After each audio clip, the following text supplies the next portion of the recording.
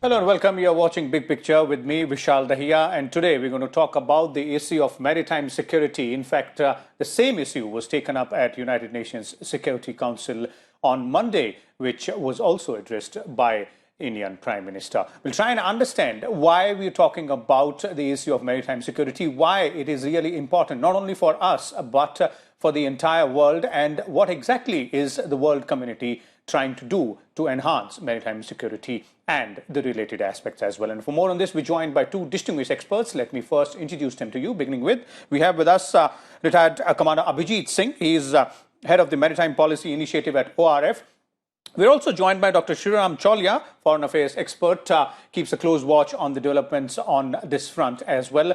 Welcome, both of you gentlemen. Let me begin with you, Dr. Chaulia, and let's first start, before we talk about maritime security, let's first start about the fact that Indian Prime Minister was addressing the United Nations Security Council debate out there on this particular issue. Key highlights, obviously, he spoke about all aspects of this particular domain, but the significance of the Indian Prime Minister speaking there as well. Well, Vishal, it's never been done before. It's historic, and it shows the very high priority Prime Minister Narendra Modi has given to India's role in shaping global issues and challenges, and I think in addressing major issues of common concern to whole humanity. I think he thinks very big.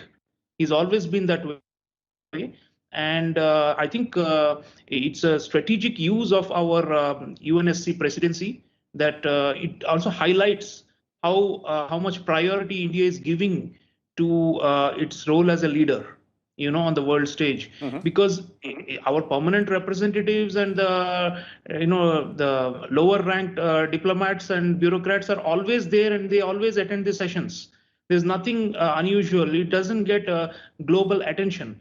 But if a head of government or head of state attends, I noticed that President Vladimir Putin of Russia was also listening, and he had also participated. There were a few others, heads of government. So I think it elevates, because when it is our presidency, we want maritime security issue to be highlighted. Nothing better than Prime Minister of the country, the highest of office holder, to be out there representing India and symbolically chairing one session, because that will then create a different level of engagement by all the stakeholders. People take the issue more seriously. Whatever he said and the following the debate, all these will be recorded, and there will be action taken and follow up. So I think Prime Minister took, I think it's a very strategically astute decision, and even the issues he raised, I think he put India first and out there, and showed India as a provider of solutions. He even gave examples. I remember the point he made about how we settled our boundary dispute with Bangladesh. We were actually generous, and we gave more to Bangladesh than we got. Okay. And he said the interstate dispute, this is the ideal way of resolving it. Same way he talked about our humanitarian response in the high seas. So he was showing that, look, India is not just doing the talking, or is not just a rotating presidency that we are holding. We actually have a lot of deeds to back up our words. And therefore, when we offer any solution, or we raise the salience of an issue, the world should take notice, because we have credibility to back up whatever we are saying. Okay, indeed, that is really, really significant. Head of states being there, and the Indian Prime Minister addressing such a debate at the United Nations Security Council was obviously the first, as you're pointing out, Dr. Chaulia. Let's now come to the core issue. And Commander Abhijit, I'd like to start with you. When we're talking about the issue of maritime security, this is something which it's as touchy as it is important for all the stakeholders. Yes, certainly, Vishal, I would agree with you. This is in a sense, a touchy subject, because it has various dimensions to it, and not all of the dimensions get equal importance in all of these discussions. But let me begin my response by, first of all, agreeing completely with what Dr. Chaulia stated. I think this is a very significant meeting on maritime security. And the reason I say this is significant is not just for the fact that this was attended by Prime Minister Modi himself, and who made some really important points in the way he highlighted the various dimensions of maritime security. I think this is also significant because of the way India has positioned itself in a sense on the maritime map. Not just because of this event, but also because of constant endeavors over the past few years. So if we go back to say 2015, and you look at this whole Sagar philosophy that Prime Minister Modi spoke about when he initially came to office, this was security and growth for all. And thereafter, how that became a sort of a conceptual framework, a conceptual philosophy for the Indian Navy in the way it grew its maritime deployments and its general presence over the Indian Ocean region shows that that India has been very focused on maritime security and maritime security challenges. But I'd like to point out another area of interest, which is that, over the past few years, there has been this perception in the eyes of some foreign correspondents, analysts, strategic watchers, that while India talks a big game about maritime security and non-traditional security issues in the sense of SLOC security and terrorism, piracy, and all of that, what lies at the heart of India's maritime insecurity is actually China's growing presence in the region.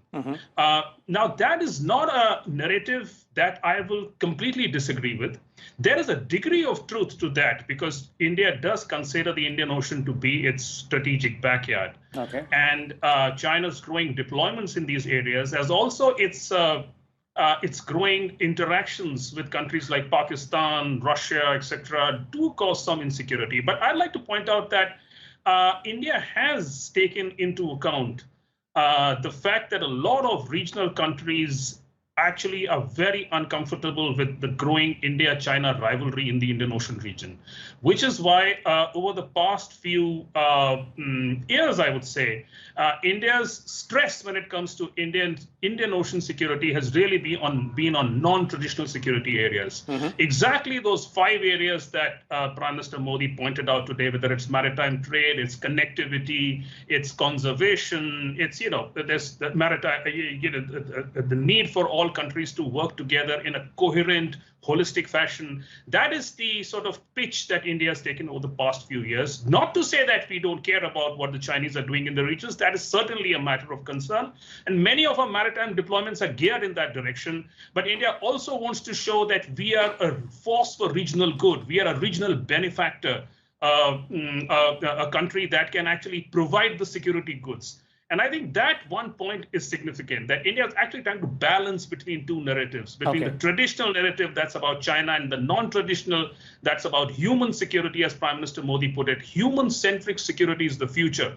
So I think there's a lot of takeaways in what's happening. And let me just end by pointing out it's not often that the United Nations actually does these kinds of discussions. The fact is the United Nations actually looks at maritime security in a very issue-specific sense. It does not do holistic discussions. The fact that it has done this time is itself speaks volumes of our efforts in this area. Okay, indeed. The holistic perspective is something which is really important here. Dr. Chaulia, would you agree with Commander Abhijit there when he says that obviously issues related to China in the maritime security domain are important to us, but we are not taking that myopic approach. We are looking at it in a very holistic manner. Yeah, but at the same time, see, you hear the Prime Minister's opening remarks at the debate. There are clear references, nobody can guess it wrong. It is about China. I mean, I saw the point about, freedom of navigation and how interstate disputes must be resolved peacefully. There's no, everybody knows who's the big, schoolyard bully out here. And clearly. In that sense, he was clearly talking about, and the Chinese representative was there listening. So I think it was quite pointed and necessary also, because at the end of the day, we always take the side of the underdogs and of the smaller countries in our region and beyond, across the Indo-Pacific.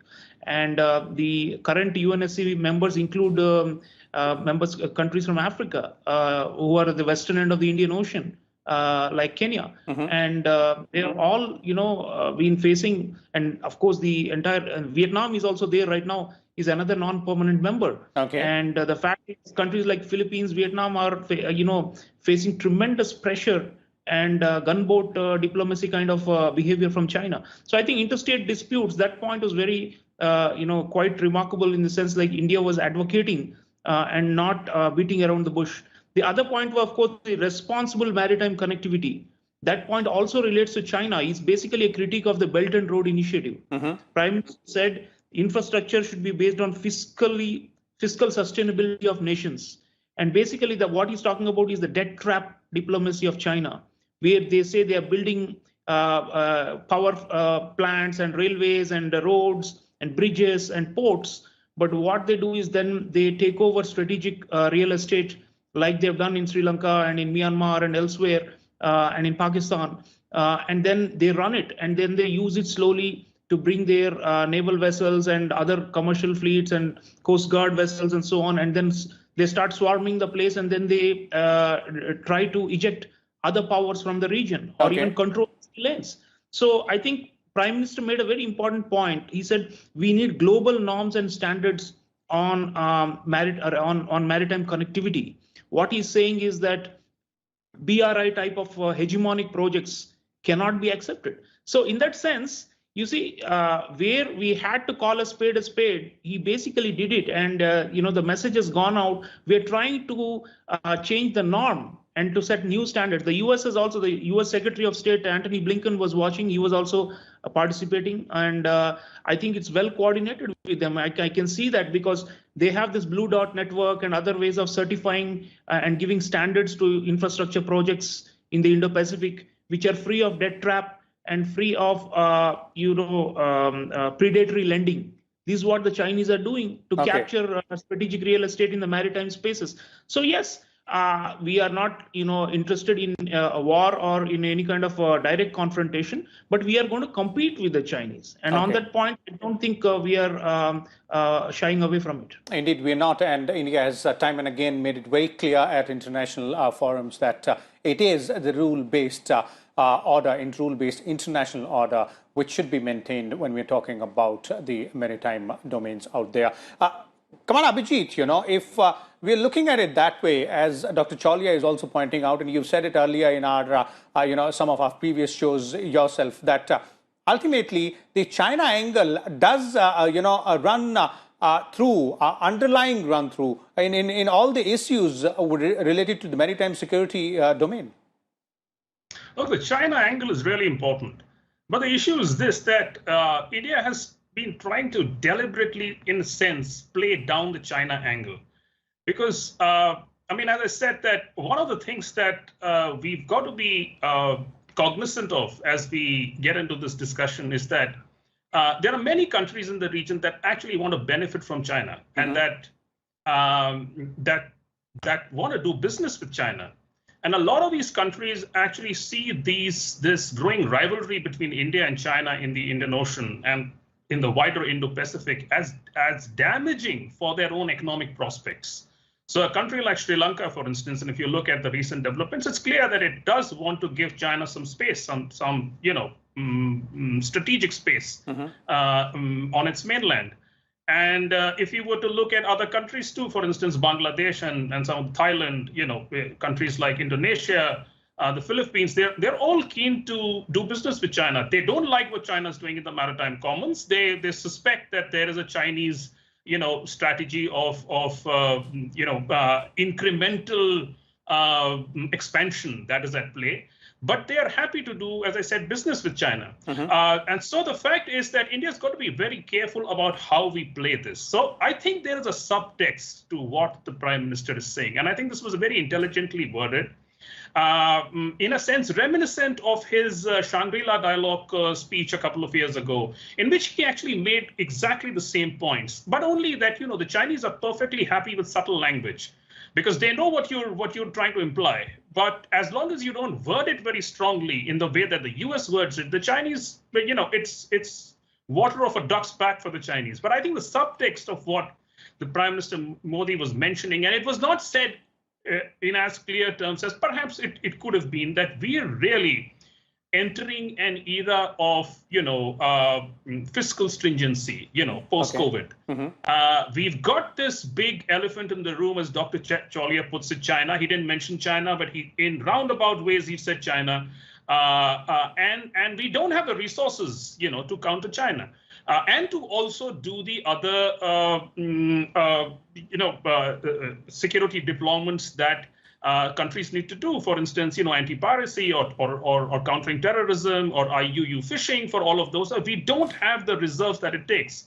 So, much as fiscal constraint or the fiscal crunch does look like a challenge to these countries, the fact is it also presents it as an opportunity. And that opportunity is to come up with a system, a governance system that is effective and that is efficient, that is holistic, that deals with both the non-traditional security challenges as well as the challenge of China, without saying it in as many words. So that's why I say it was intelligently worded. Those that needed to get the message, I suppose, have got the message. We've got to get them on our side and get us to work together. But I would still say that we actually continue to face a dilemma in the maritime commons, which is that the more we emphasize on our strategic partnerships, as we've done in recent months, the Quad and others and Indo-Pacific partnerships, sometimes it reduces the credibility of your outreach, because Indeed. a number of regional countries, for instance, Sri Lanka and the others will argue that this is a way of getting the willing on your side to counter China. And I know for a fact that there are other countries in Southeast Asia like Malaysia or Indonesia that are not quite happy with the way India is growing its combat power and it's projecting its power in the region, because they think that this produces a greater sort of space in the region for a confrontation with China. So I think this is a dilemma that we have got to balance. And I think Prime Minister Modi did a commendable job of, at least in this forum, trying to balance it. But I think there's much more to be done, because and I agree with some of the critics who say that while we talk a big game, we are yet to make the physical investments into what needs to be done in the region, whether it is in terms of security or it is in terms of connectivity and other things, because China is stealing a march over us in this space. And so I think on the ground, we need to move with greater resolve and greater determination. Just talking a big talk will not really, get us where we want to. Okay, so there is always a room for improvement, and that is what these debates, discussions, and the issues being resolved through these are all about. But since you spoke about the strategic partnership there, let me bring Dr. Chaulia on this issue. Dr. Chaulia, as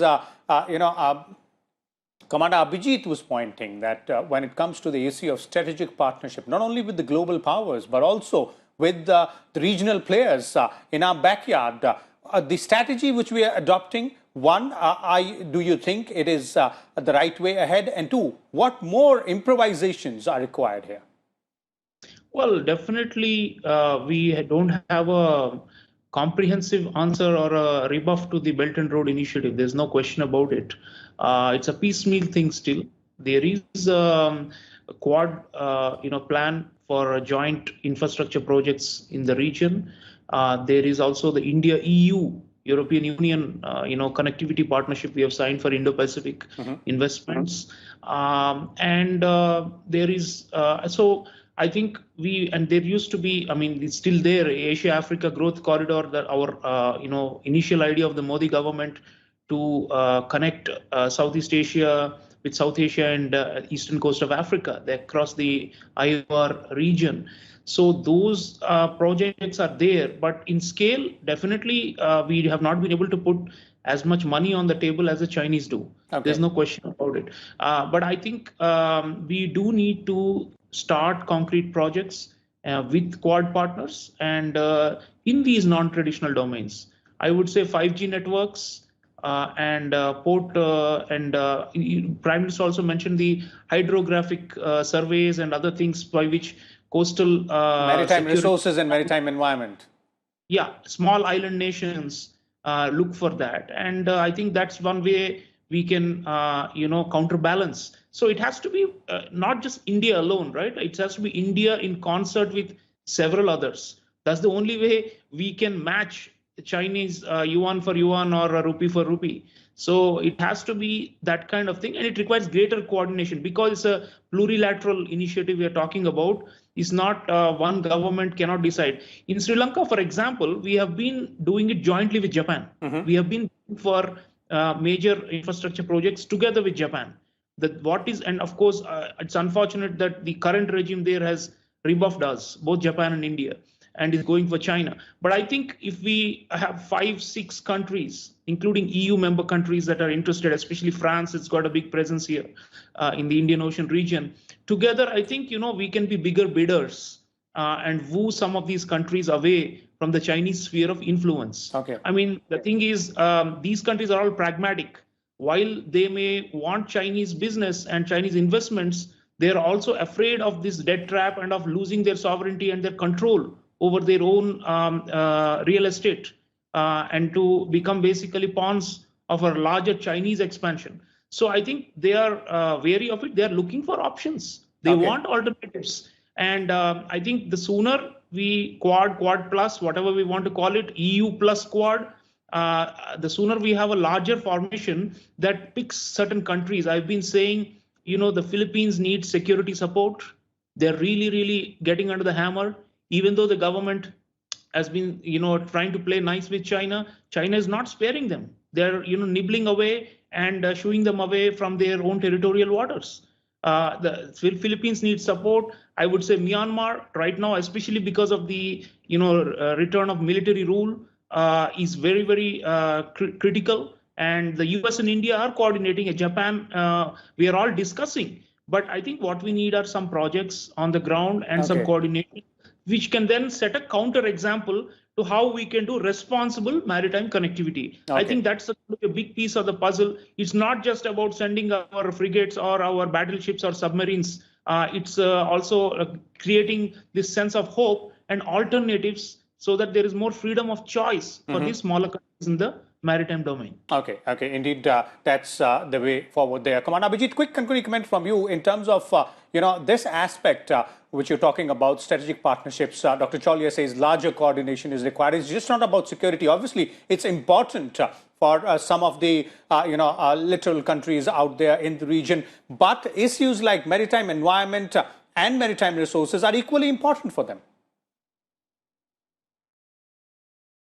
Come on, Abhijit. Yes, absolutely. Absolutely. I mean, I would completely agree with what Dr. Chaulia has said, and also your your comment on issues like the maritime environment. I would think that really there are 3 categories of non-traditional security that we need to think about separately. One is constabulary security, which is really about fighting the pirates and the armed robbers.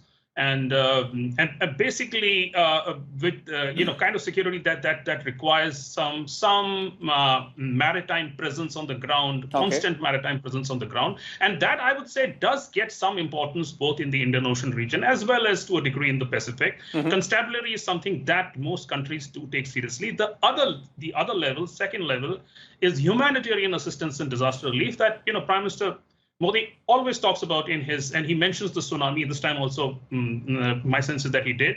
So HADR also gets the importance that it really deserves. The area that is constantly neglected, and this is not just over the past few years. This is, it's a historical fact that the area that has always been neglected is maritime governance or marine governance. And the reason why that is so is that a lot of countries, their interpretation of the UNCLOS, or for that matter, their domestic legislations, are not in line with international regulations. And I would say India is no exception to this. I mean, there are certain areas in which we have also found making our own domestic laws, our own domestic legislation compatible with international regulation to be a real challenge. But there are many big countries, the US, for instance, that has not ratified the UNCLOS. Japan, when it comes to fishing, we ourselves face a problem when it comes to fishing. Our draft fisheries bill sometimes, isn't quite in line with what the international regulations state. So I'm saying there are a number of countries in the region that have not been able to align their domestic legislation with international conventions. And because of that, governance continues to be a constant problem. The second problem, as I noticed, is that countries just don't have the resources to invest in this area. So you are right in saying that marine conservation, ecology, resources is really the big question here. And I think Prime Minister Modi did make a mention of the fact that we've got to get our act together when it comes to issues of resources. How much do you harness, and can you harness those resources from the seas in a sustainable manner? Indeed. So sustainability is really the key here. And I would again emphasize exactly what Dr. Chaulia has been saying. Partnerships are going to do this for us, not just in the security realm, not just in the connectivity realm, but in the marine governance space. That is going to be critical for India going forward, and that will do justice to the whole narrative that is now building up on maritime security in the Indo-Pacific region. Okay, so there it is. Thank you so much, Commander Abhijit and Dr. Chaulia, for your views and inputs on this very important issue of enhancing maritime security, which obviously is not just about security, as our experts were pointing out. It's also about HADR, that's humanitarian relief, and more significantly about the maritime environment, maritime resources, maritime ecology as well. And the way forward is to move ahead through strategic partnerships, which obviously is a big cornerstone of our own policies. We'll come back again with a different issue. Till then, keep watching. Thank you.